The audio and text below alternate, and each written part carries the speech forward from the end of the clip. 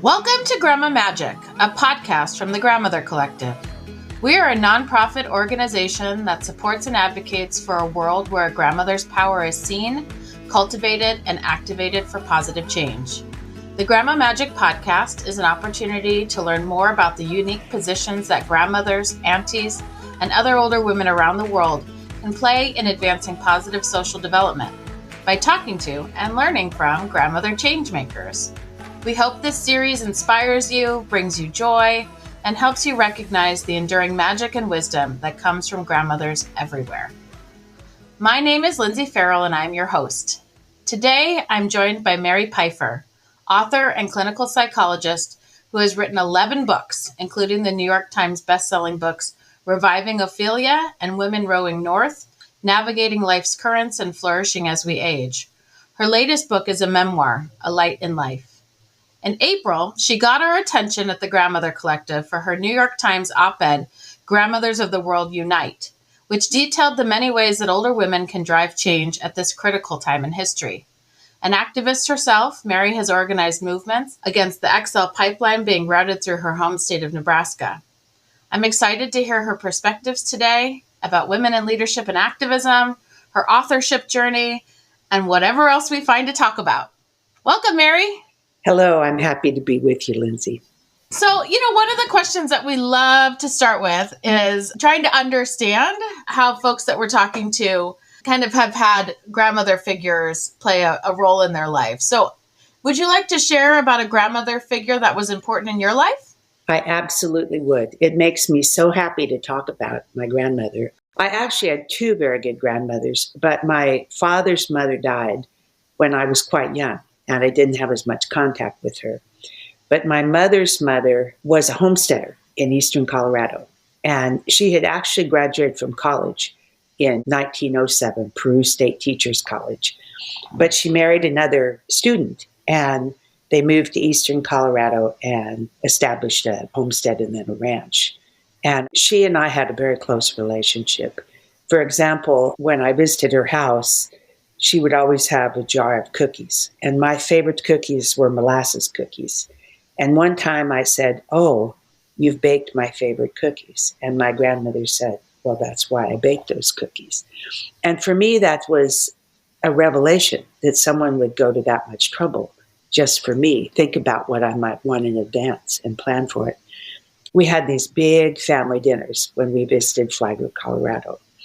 And when we finished these dinners, my grandmother would say, "Now, Mary, you help me with the dishes." And then we'd get in the kitchen and she'd say, "And let's do these dishes very slowly." And we would talk. We had these long conversations. She was very interested in what I was reading. She was very interested in my moral education. She was very interested in what I thought and who my friends were and how I decided who my friends would be. And I just loved her so much. And I think she had a profound effect on me. For example, her attitude was very much, you are here to make a difference in the world. And your job every day is to be good and useful. And I really absorbed that message from her. In retrospect, now as a 75-year-old, I wish someone had given me the message that it was also really good to take care of myself. That it wasn't just taking care of the world, it was taking care of myself that was important. But this grandmother was really special to me. She was really the first person, I think, that saw me. And that person who sees you is such a valuable person in your life. Yeah.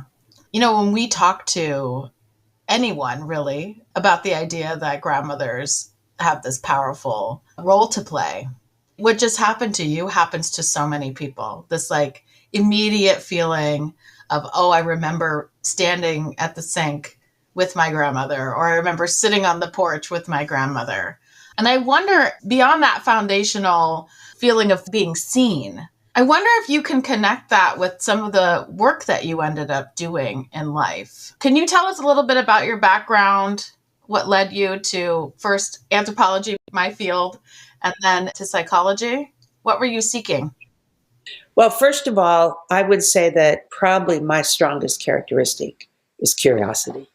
I was born curious, and I was just a real big reader as a girl, read all the time. And also, I listened to adults when we had big family gatherings or my parents were around a group of people. I didn't play with the children. I wanted to hear what the adults said. So I always was very curious. And we lived in little Nebraska and Kansas towns, all white people, very homogenous communities. So when I went to college at KU, this was 1965, and I immediately became interested in the civil rights movement, which was starting to happen at that time in Kansas City. My first activism and my first act of trying to understand people who had been raised very differently than myself was in 1965 at KU.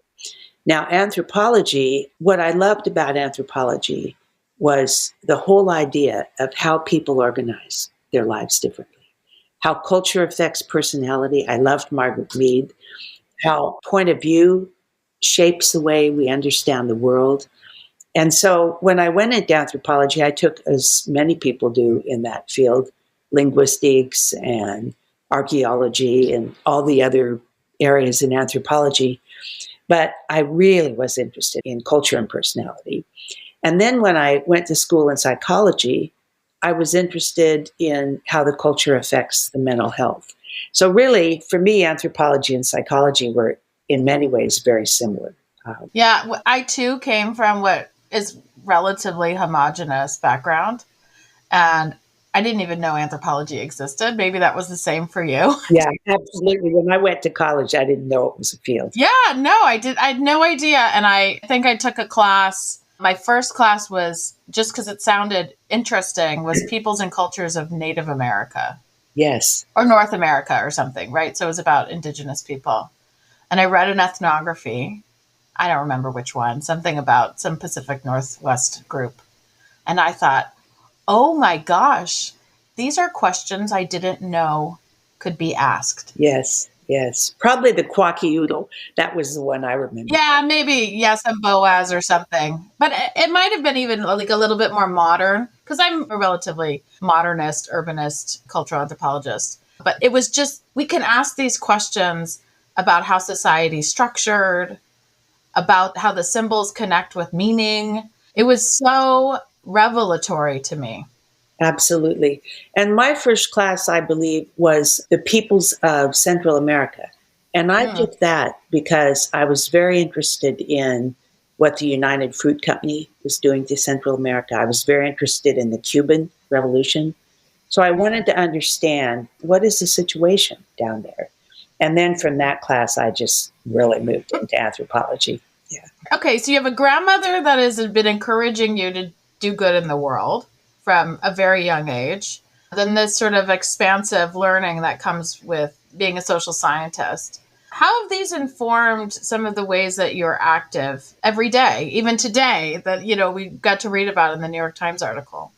Well, I had a period of time that I think most adults have, where I was primarily working and raising children. And during that period of time, I wasn't particularly active. I would show up for certain marches or write a letter to the editor about a certain cause. But when my children grew up, originally my life did not slow down when my children grew up, because Reviving Ophelia was published my daughter's senior year. And that led into about a decade of constant writing and speaking. So it was really probably about 2000 that my life slowed down to the point I could re-engage. And I did it with refugees. Our community, Lincoln, is a resettlement center. And in 2000, we had 54 languages in the schools. Now we have 118. But the anthropology in me returned. And I thought, I really want to get to know some of these language groups. And so I began sponsoring families, and I decided there's a book here. There's a book. All these people from all over the world coming to Lincoln, Nebraska. So I started doing a lot of interviews, and it was an incredibly fun book to write. In fact, I could have just done interviews for about 5 years. It was so interesting to meet. At that time that people were coming in from the former Yugoslavia and Serbia and Bosnia, They were coming in from all over Africa, Nigeria, and especially Kakuma, Sierra Leone, coming from Laos, and the Hmong were coming into the community. So just such an interesting mix of people. Iraqis, Kurds coming in. So anyway, I wrote that book, and I stayed very engaged with the refugee community. I'm still very engaged with it. Right now, my husband and I are helping the Afghan community here in Lincoln and sponsoring Afghan families. And I've just loved it, Lindsay, because what it means is I can come to understand one of our Afghan families is a tribal family from the Hindu Kush, and the other Afghan family is a very sophisticated family from Kabul. The husband was a journalist. So I can come to understand a little bit more about Afghanistan as I deal with these refugees I'm working with now. The other thing I care very much about is the environment. And I started understanding where we were with an environmental crisis back in the 90s. I was asked to be on a board called the Center for a New American Dream, a national board. And this board had very sophisticated environmentalists on it. And so I was able to really educate myself about what was coming and what needed to be done to stop it. So, like many people that at some point have what environmentalists call the oh shit moment, when you just realize we're in trouble, we're really in trouble. At first, my first reaction to that was just despair, just crying and crying, and not being able to concentrate. And I remember when I had that moment, my grandchildren ran and were picking raspberries. And I was thinking, what is going to happen to these beautiful children, given what I know? And so I was talking to a young guy who was over here pruning trees, and he felt the same way about the environment. And he said, well, let's form a group. I'll bring my friends, you bring your friends, and we'll do something. We'll do something locally here in Nebraska. So that's how our environmental group started. And this was in 2010. We're still going very strong. And our first project was to stop the KXL pipeline. And we did it. Now, I don't mean to say only my little group did it. There were other groups, Bold, Nebraska. We ended up forming coalitions. It was a wonderful project because we ended up forming coalitions with the very red Republican western part of Nebraska, with the ranchers and farmers who also knew that you can't feed a herd of cattle bottled water, that you've got to have clean water. So that was a wonderful experience. And it sort of led to a premise that I talked about in the book, The Green Boat, which is my book about the battle to stop the KXL, which is the main reason to be an activist from my point of view is a mental health reason. That if you're in despair about the world, the best thing you can do is go to work. And you may not be able to change the world. For example, people have been working for world peace for hundreds of years, and we're still fighting wars. But what you will do is give yourself a sense of efficacy, and efficacy gives you hope. So I've really been grateful that I had this group of environmentalists I can work with. And the sort of almost daily helping of this Afghan community. My grandmother would like all that very much. She'd be proud of me that I'm doing that. Yeah. Did you see the pipeline exploded in Virginia yesterday? No. There was an explosion of a pipeline running through the western side, the Appalachian side. Was it a pipeline from the tar sands? Do you know what kind of pipeline? This tar sands pipeline is a very different substance. For one thing, it's extremely hot and it's viscous, and we have no way to clean it up. So it is by far the worst kind of oil to explode. I don't know how many times a pipeline needs to explode or a train needs to derail or, these environmental catastrophes need to happen before we stop. But it's interesting what you're saying about that feeling of efficacy, of feeling like I'm doing something, and if I'm doing something, other people are doing something, and little by little, we will make some progress. Well, your podcast is a good example of something that helps in the world, because one of the reasons I think people feel as much despair as they do is there's an enormous amount of good work going on all over the world. But that isn't usually in our newspaper or in our media feeds. And so anyone like yourself who's actually trying to talk to people who are doing good projects is beneficial to the culture. Yeah. My background's in Africa, doing research in Africa. And 20 years ago, you did not hear any good news out of Africa. And I think me and people that I went to grad school with, folks that I was active with in Nairobi, Kenya, were part of development organizations and nonprofits. The changing of that narrative has been incredibly positive. And I'm sure that there has also been change on the ground, but it is more once you start hearing good news, then you realize, oh, it's not as bad as we thought it was. It's not all poverty. It's not all hunger. It's not all war. Absolutely. There's certain tropes that are very present in the culture, and they're caricatures of what's actually happening. And for example, one thing that I found extremely heartening when I went around the country talking about the green boat, I never went anywhere that people didn't come up and say, well, here's what we're working on in our community. So that was a wonderful experience. We just have to flood people with the good news. That's right. That's right. Okay, so I can't not have you talk about the uniqueness of older women as agents of change or as change makers. And so you yourself, this story that you're telling of like, I didn't do much while I was raising children and having a career. And certainly we have lots of folks that totally understand that. And that there's people of your generation that were active in the 60s and 70s and they're active again today. And there was that space in between. Beyond it being like freeing up of time, what is it about older women that makes them uniquely situated? Why did you call out for them to unite? Well, first of all, Margaret Mead talked about PMZ, postmenopausal zest. And many women, once they're through being mothers or having some kind of career that keeps them busy 24/7, have a great deal of energy and intelligence and eagerness to have an impact on the world. So it's a population that's ready to go to work. The other thing is, by the time we've lived, I'll just pick a decade, 60. By the time we've lived 6 decades, we actually know a lot of things. And what we know, we have practical experiences. Many of us are very good connectors. I've lived in this community for 50 years and taught at both universities and raised children here and been a therapist here. And one of the things that helps me be effective in Lincoln, where I live, is I know who to call. I know how to connect people to each other.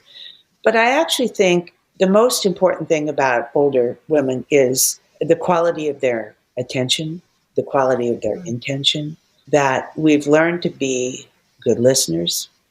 We've learned to be non-judgmental. We've learned to be present with other people. We've learned not to give advice. Those things are extraordinarily valuable. Wait, Mary, the last thing you said was you've learned not to give advice? Yeah. What do you mean by that? Well, for example, most smart parents quickly learn not to give advice to their adult children unless asked. Adult children don't want advice.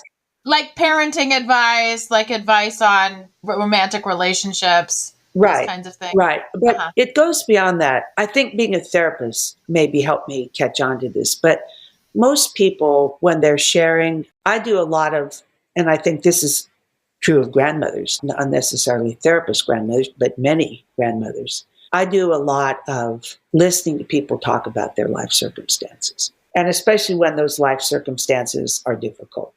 For example, there was a young woman in our community. Her brother was lost at sea, and she was very close to this brother, and not only did he never come home, but they have no idea where he was lost at sea. We weren't really close. She knew me from the farmer's market, but she came up and visited with me about that. And then she just asked, could I just come to your house and sit on your bench when I'm feeling sad? And even if I wasn't here, I think what she perceived about being here was it was a calm place. It was a place to feel relaxed, serene, unpressured. And I remember myself when I had bad insomnia, one of the ways I could always go to sleep was to remember my grandmother's kitchen. And I could remember just shelf by shelf what was in that kitchen.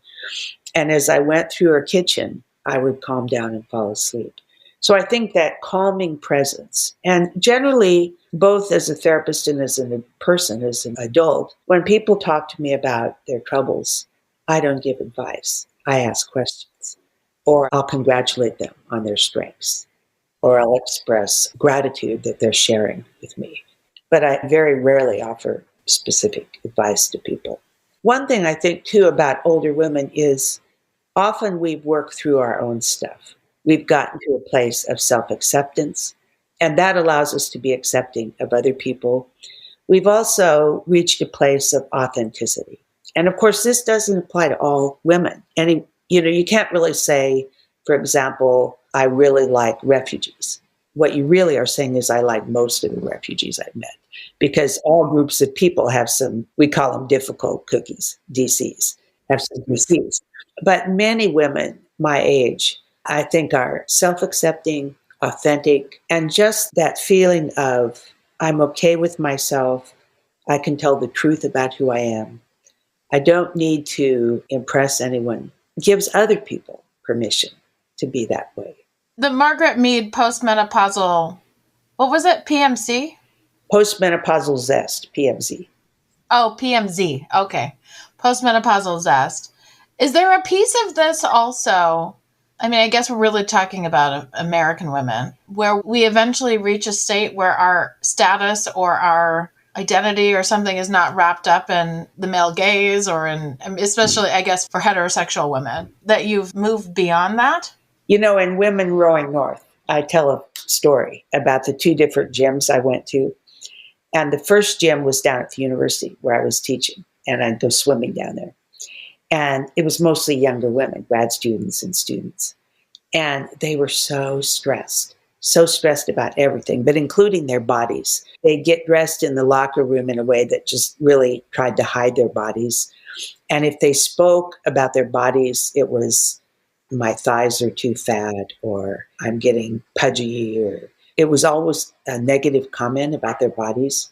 So then I changed gyms and went to a gym that had a lot of older women. And it was just such a contrast, because the older women are walking around in their underwear or taking all their clothes off and talking on their cell phone and self-conscious about that, and making jokes about their bodies and making jokes about other things, laughing a lot.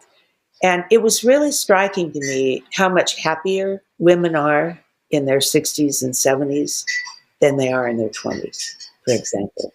And I think part of it is, once you're sort of no longer deemed as attractive, or the male gaze goes elsewhere, some women don't like that. They see it as a kind of invisibility that's demeaning. But I think many women are relieved by it. And there's just so much freedom in not really needing to please with appearance. Now, of course, there's still women that dress up and wear makeup and worry about appearance, but I'm not one of them. And I've actually never been one of them. I remember, I think I wrote about this in A Life of Light, but there was a period of time when these girdles were in, when I was in high school. And these girdles were like from just under your breasts down to your thighs. And they were this real thick plastic that just kind of encased your body. And so all my friends were getting girdles. So I decided, well, I'll go buy a girdle. So I go to the department store in our little town and buy this girdle. Well, I didn't buy it. I tried it on. And it just made me miserable. It was tight. I couldn't breathe very well. I didn't like a lot of pressure on my abdomen. So I decided right then, I am never going to suffer to be beautiful. I'm just never, ever going to do that. And so I've been very lucky. I haven't had a lot of the concerns many women have, even when I was young. But I think by the time women are my age, many of them no longer have those concerns. And it's such a relief.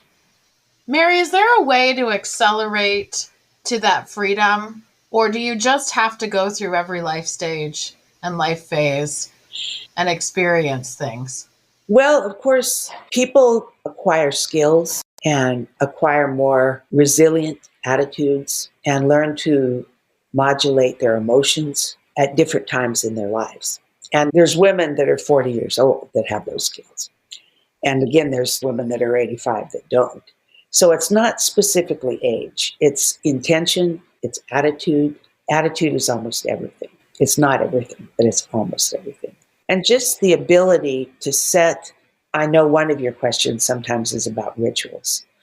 And one of my rituals every morning is to set my intention to have a good day. And sometimes I'll be more specific. I'll set my intention to look for opportunities to laugh, or I'll set my intention to look for beauty, or to look for loving kindness. And I believe that we find what we're looking for. So that if one sets her intention to look for a certain thing, she's likely to find it. You know, the other two skills I think that most older women have are gratitude skills. There's an amazing calculus with old age where the more that is taken away from us, the more grateful we feel. And so at some point, my women friends will just like almost cry at the beauty of a ladybug. I mean, it just doesn't take much for us to feel grateful. And then the other thing is really cultivating reasonable expectations. The secret of happiness, reasonable expectations. And so, for example, I've got a lot of family coming in this week, and we're having, I think, 3 big dinners here at the house with large groups of people. And my expectation is at least one of those dinners probably won't go all that well, and that there'll be some confusion and some failed dishes on my part and so on, and that it'll still be fun. And so just being able to have reasonable expectations takes a lot of pressure out of a lifetime. What do you think as a grandmother? Because you are a grandmother. Yeah. How many? 5. So as a grandmother to 5, what are some of the ways that you are really being intentional about passing down ideas, or are you thinking about their moral education the way that your grandmother did? Are you focused on particular traditions or rituals? Well, Plato said education is teaching children to find pleasure in the right things. And I think that has been one of my North Stars for grandchildren. The other one is protecting children from what's harmful in the culture and connecting them to what's good and beautiful. So when I had grandchildren, I thought a lot about this. I think I was the first person with every single grandchild to carry them out to watch a sunrise. And I was very big on carrying grandchildren out to look at the stars. And I remember the first time I took my little grandson, Otis, outside. He was born in February, and I took him out the first spring day when he was about 2 months old and put him on a blanket on the grass. And I just watched his face and how astonished he was at the trees and the sky and the wind. It was just amazing. You could see his whole mind was just expanding. So I did a lot. I had nature walks every day with the grandchildren when they could learn to walk. And we'd take a little paper bag and pick up an interesting rock, or we'd pick up a flower to go home and identify. And we'd always come back with a little bag of leaves and sticks and rocks and look those up. And we had butterfly nets. And so I did a lot with the natural world. I did a lot with books. I love books. I wanted these children to love books. And then you might not be surprised here, but I'm a major storyteller. And that is probably where the moral edification came in. And here's one example of that. So I made up 2 families, the McGarrigles and the Loveleys. And the McGarrigles were just totally disorganized, chaotic family where nobody acted right ever. And the Loveleys were like doing everything right. So before we would go places, I would talk about how the McGarrigles behaved and just make it hilarious. You know, like say they were going to the zoo. The first thing they would do would be try to run into the lion's cage. And their mother and father would be drinking Slurpees and not even notice it. And they'd have to be rescued by a stranger. And then on the other hand, when the Loveleys went to the zoo, they held their parents' hands and they asked politely permission to buy an ice cream cone. And they didn't try to enter the cages of the animals. And they didn't rush ahead of other children to get on the train, and so on and so on. But the other thing is, in our family, I would say our biggest emphasis to children is on kindness. And I think it is in many families. You know, I don't think we're unique in that. But I think the way to teach kindness is by kindness. And I think the children in our family all ended up being very kind. I mean, they're different people. One family is more well behaved than the other, for example, better manners and so on. But they're all kind. They're all kind people. So I'm very proud of that. That's probably something my grandmother wanted to see in me. I ask this question a lot because I get different answers. But do you think when you had the first grandchild that there was a shift in you? Did it indicate a rite of passage for you? A change in your status in some way? Oh, yeah. Well, I mean, the main thing was I remember when my son and his wife told me they were going to have a baby. And the way they told us was they gave us a little frame picture of an ultrasound. And I'd never seen an ultrasound. So I thought they gave us a picture of a little buffalo. And I said something like, well, this is a really cute little buffalo. Is this a symbol of something to you? And my son goes, Mom, it's an ultrasound. We're having a baby. He was kind of amazed at my stupidity, I think. And I just burst into tears. I just cried and cried and cried with joy. And the same when I saw my first granddaughter, Kate. I almost went into shock. I was so happy. And it was such a remarkable moment in time that I couldn't talk. I just could not move or talk for a little while.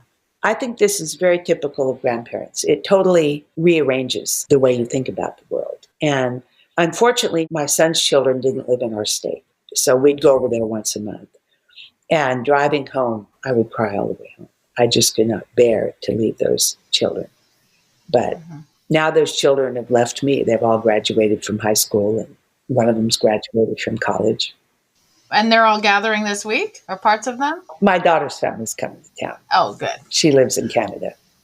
Good. We do Camp Nana.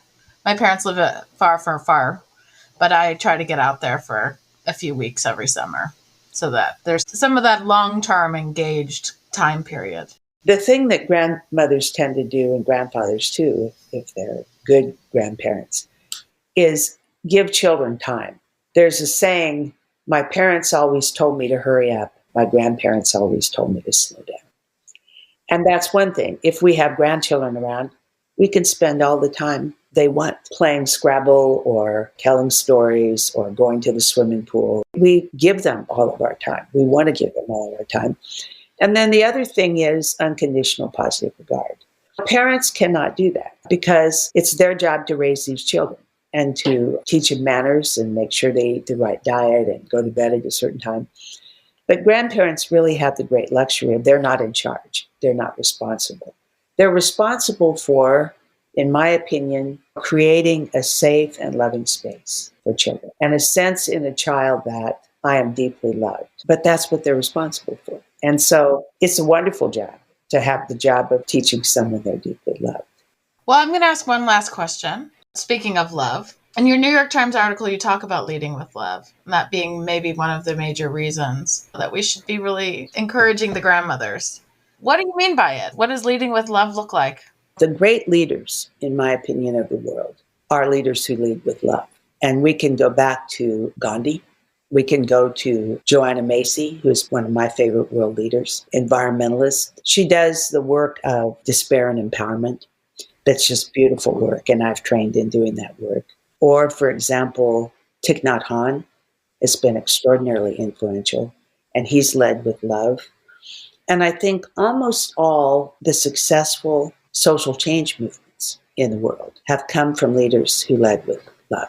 And you could argue in a way that Zelensky's leading with love. He's in the middle of a war right now, but his love for his people is fierce. And it's obvious he doesn't want to be it. He wants to be a peaceful leader. He just can't help it. He was invaded. But the leading with love in the rest of life is partly because you're very useful and help other people by leading with love. But it's mostly, for me, because what I think is we receive from the world what we give to the world. So for people that are giving the world love and kindness, what we're receiving from the world is love and kindness. And I forget if it was in A Light in Life or Women Rowing North, but I wrote that at this point, my life is very much a matter of giving and receiving thank you notes, figuratively and literally. And that's such a wonderful way to be in the world. It's also, I've been in this community a long time. And in a community like this, as a leader, It's easy to have people that disagree with a particular stance I might take or whatever. But I've always been very concerned that everybody I have contact with feels respected. And it's made a tremendous difference. It's allowed me to keep working. If you're someone who leads with anger or leads with satire or aggression, you're not a very effective person, and you're probably not a very happy person. That's another thing. One last thing about older women is generally we know how to modulate our emotions. And so life is less stressful because we've figured out what we need to know to not get worked up and to not be reactive. And just reaching the point in adult life where you're no longer the skier behind the boat of your emotions, but you're the person driving the boat and able to decide when to react with emotion, when not to react with emotion. It's a great freedom. Yeah. Well, Mary, do you have any final things that you want to share before we close out today? Well, just that I think you're doing wonderful work. We've talked on the phone some about the work you do. And I wish you and the Grandmothers Collective and this podcast all the best of luck, Lindsay. Oh, thank you so much. I've really had a great time chatting with you today. Thank you.